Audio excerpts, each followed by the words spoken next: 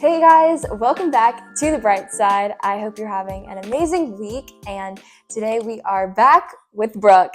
Hey guys. So excited. So if you listened to our last podcast, we were talking about relationships and dating and all the stuff that goes with that. So if you didn't listen to that, I highly encourage you. She dropped some truth. So I would go back and go and listen to those. A lot of good points. A lot of good points. And if you're struggling or if you need guidance in your relationships, that is definitely a good way to get into that. I don't know why it looks like there is light like coming through the windows and it's like heaven is opening up, but it's okay. Hey, that's a good sign. Yeah, it's great. We'll take it. And then no one will see where I live. It's cool. So anyway, basically today we are going to be jumping into what you can do to, one, tangibly get head start, jump into a relationship with God if you're new to your faith, or if you feel like your faith is dormant, or maybe you have gone a bit without talking to God, like how we can get back into that, or how you can start getting into that. And then also just what it is at the basis of it, and truly like what it's done in our lives to just start with it, and the change that it makes. And really the reason that we're sitting here talking about it is because it's made such an important difference in our life. And because, you know, Brooke and I are both so passionate for the Lord, and we're not sitting here to, you know, tell everybody exactly how to live their lives, but we're sitting here because of the difference that Jesus has made in our lives. Yeah. So we will just start off by diving into it. So we just wanted to kind of start by talking about how we can, you know, show you guys or encourage you to get started in your faith journey if you have not yet, you know, gotten started, or if it's been dormant for a bit and you want to get back into it. So did you want to kick us off with a few ways that we were talking about? Oh yeah. So either if you like really don't have a relationship with God and you see all your friends like are just like going after it, like really getting pushing like to have a relationship with God, and you don't know how to start one. And you kind of like don't want to ask your friends, which is kind of like weird because like you don't want to have that serious conversation. Yeah. I'd say just pray about it. And like if you don't know how to pray and it's kind of awkward for you, it's a conversation between you and God of just like really just like what's happening in my life, can you help me out, like put me in the right direction. I mean, and realistically you're not going to get a response back right away.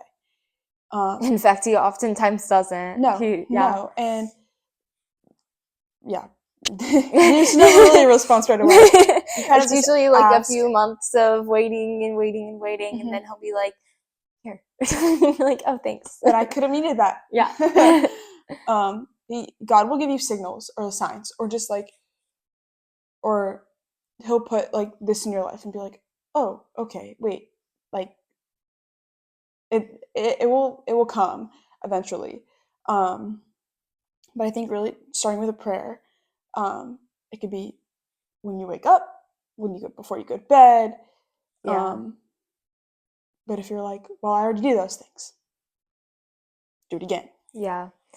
If you're the person that's like, okay, well, I pray in the morning, pray at night too. Yeah. And vice versa. Like it will just like help you grow your relationship with God more. The more you talk to him, the more like you ask. But like also don't only ask for things, like thank God first before you just like be like, hey, thanks God for like doing this all in my life, like, but also can you guide me here and here and here, like just like help me grow with you. And I think prayer is really a good way to start like a relationship with God if you don't have one, and if you're like wavering between it. Yeah. And I mean, really, like at the root of prayer, it's going right to the source. Like you're going right to God. And, you know, I think for a lot of people who are maybe struggling in their faith or starting a faith, that's the best way to just jump into it, like just going straight to him. And also, you know, for people who are a little bit more like, you know, I want a tangible or logistical way because I don't feel comfortable praying, or I don't even know who I'm praying to. go to the Bible, like go to the Word. Like this Yeah. is his truth in his life. And if you read the Gospels, like Matthew, Mark, Luke, and John, or if you even just start in like the Proverbs to learn about the importance of wisdom, or Yeah. Psalms to learn about like going through hardships and calling on God when you need Him, like those chapters, those books of this like literally guide to life. Like this is his word. Like read the words in red. That's exactly what Jesus had said. And so, Yeah. oh my gosh, I'm like rapping.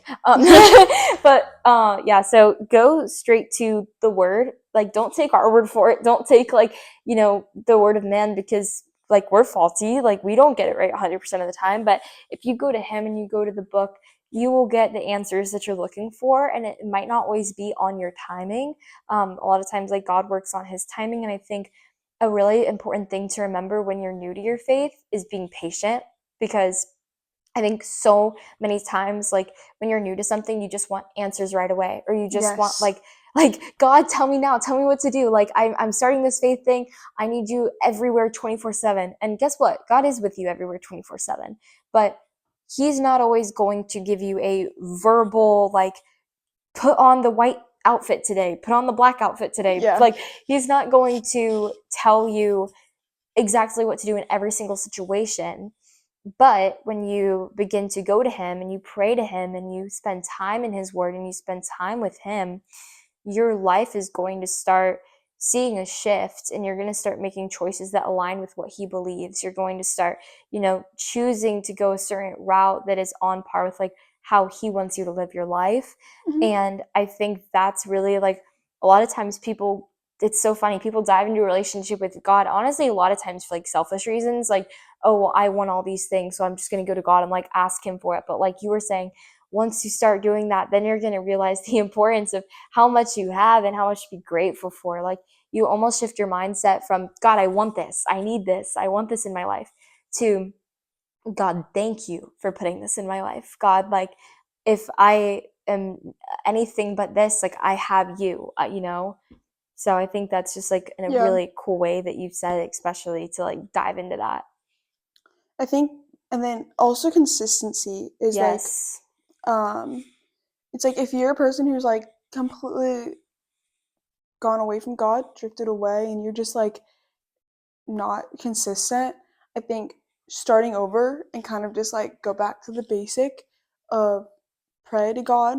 And if like not everyone just has like a Bible around their house, like Mm, I think that's also an important step, is like praying and then consistency. And if yes. that like consistently, like if you consistently see signs of like maybe I should go get a Bible, or like maybe I should like really like dig in the word. And like we all have like, if you have a phone like in the Bible app, like really that helps too. Mm. Like your relationship with him. Yeah. But I think if you start to be consistent, like I'm sure Anna would like agree, like you, I think flipping to like and then reading the book of God, like the Bible, reading the Bible in your hands is so much, I think, more like, Personal. You yeah, can internalize it. yes. And I that's honestly the biggest thing. Like when I first started my faith, I didn't know like who to believe or what to trust, Hmm. because it was all so new. Like it can be intimidating It's to a lot. it's a It's a lot. lot. And especially with religion, I think, there's so many different like stereotypes or schemas about what people think about it Hmm. or what people perceive about it. But at the end of the day, like we've been talking about this so much, like it's your relationship with God at the end of the day. And if that's anything, it's prayer. It's being with Hmm. him, and just being intentional with your time and spending that time with him can help grow your relationship. And also finding community. Like Jesus is so big like in the Bible about, he says like be in community with other believers, because they will keep you accountable, especially if you're new in your faith. Like, the devil's going to try to tempt you with all these other things. He's going to try to be like, hey, I know you're really trying to getting out of, drinking or whatever addiction you might be going through. So I'm going to go ahead and put all this in front of you and see if I can tempt you into it. But having a friend or a community that can help you keep yourself accountable in whatever you're trying to get yourself Yeah. out of can help you grow in your faith. And then you can, start to pull away from those like desires of the world and start to step into the desires of God and desires of the word and what he calls on your life. Yeah. I think that's a really big, like we just talked about, like friendships and having those people there. And I think it was a really like huge conversation, because it's just like, who's important in my life, but then there's also you and like your relationship, and like you strongly putting that toward God, like you're gonna focus on God, like working not only for yourself but like toward like a relationship, because a lot of people come from a family that has a faith, and like you yourself like dove into the word and dove into prayer, and like really like you were like fighting for the relationship, and like you're still growing on that ladder. Or there's people that come from families that practice two religions, like if one parent is Jewish and one parent is a Christian or Catholic or Buddhist or whatever. Literally. And you don't know what side to choose. That's a hard one too, is like, okay, that's, you can, it's like everything in common is like prayer. Depending on who you pray to is prayer. Yeah. It depends on who you pray to and what religion you are, but praying to somebody who will guide you in the right direction.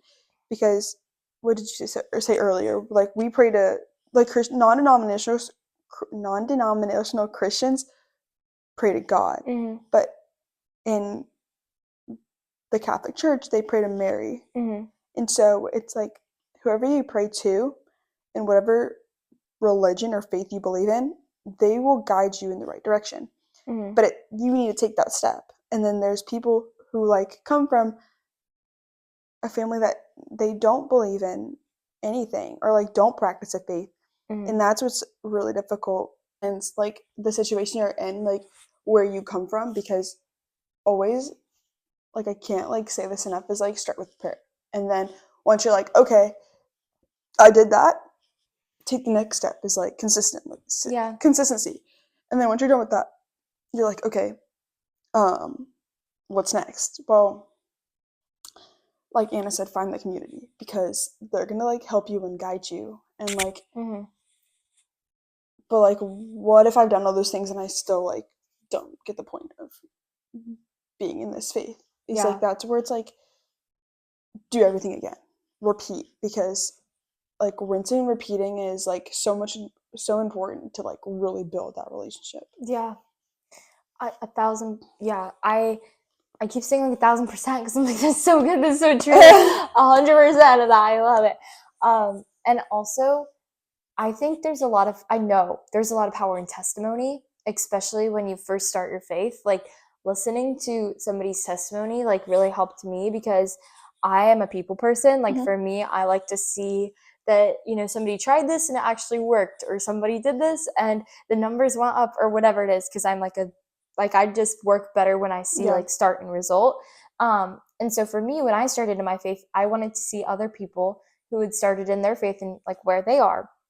And I'm not saying anybody's perfect. In fact, we're sinful and we're going to mess up, and we're not always going to, have this perfect faith journey. But I think that's the power of a testimony. Like we are broken. Our lives are not perfect, but, look on YouTube. Like this might sound super silly, but like go on YouTube and just search up like power in testimony or testimony of someone's life with Jesus, because when you listen to those, like I don't know if you listen Sadie Robertson's podcast, it's called Well That's Good, and then sometimes I'll listen to like Candace Cameron Bure, like wherever those are, in the morning on my way to school, and they'll have people on the podcast to share their testimonies. And when I first started in my faith, like listening to somebody share where they grew up in a situation that is far worse in the world's eyes than like how I grew up, and just seeing how the power of the Lord in prayer, in repetition, and they didn't even start off knowing God. They like found God through their hard circumstances. One person planted that seed in them, and then they grew into this, faithful and obedient child of God. And like watching them grow in their faith, I think a lot of times looking to other people who have done it, other people who have jumped into their faith, like learning more about what they did to get to where they are is really a practical way to just internalize that and to like put that into your own practice, because I've heard people talk about how, you know, going to a physical church really helps them grow in their faith, or reading the word, or prayer, or friends, or a small group, or starting or serving. It might be something different for everybody. Something little, like just worship music, anything. And I think if you're having trouble like with a relationship with God, I think praying and just like it all like it will become then second nature just to do it when you wake up. Yeah. Because that reminded me of this verse, Proverbs 3:5-6, and it says, trust in the Lord with all your heart. Lean not into your own understanding. In all your ways acknowledge him, and he shall direct your paths. Yep. Just like 100% giving it to him, even though it's hard. Yeah. And like letting him guide your decisions, like you were saying. Yeah. And like when you're starting out fresh in your faith, you're going to want to hold on to the driver's wheel. Like you're going to want to hold on to the car and be like, no, like I'm doing this. You get to sit in the back and whisper once in a while. Yeah. But, you know, as you get to see that evidence of him in your life, and as you start to open your eyes up to that, he'll slowly inch into the middle seat, and then he'll inch into the passenger seat. And then you can really lean into that verse and be like, okay, God, you can have the steering wheel. And I'm not going to lie, I'm not a perfect Christian. No one is. Like, I sometimes want to hold the steering wheel. And usually when I let that happen, it does not drive me into the place I want to go. But you live and you learn. And we just want to encourage you to take that leap, take that step. It might be a worship song. It might be your first time going to church. It might be that one friend that prays for you. Don't dismiss those things, because they can change your life. Yeah, totally. Yeah. All right. Well, thank you guys so much for listening, and we hope that you enjoyed the podcast, and that, you know, if you're new in your faith, or maybe you've been in your faith for a while and this is just kind of a reaffirmation of it, I just want to encourage you to take that leap, be that friend, plant that seed, and pray that prayer. But thank you guys so much, and I hope that you have an amazing day. Bye, guys. Bye.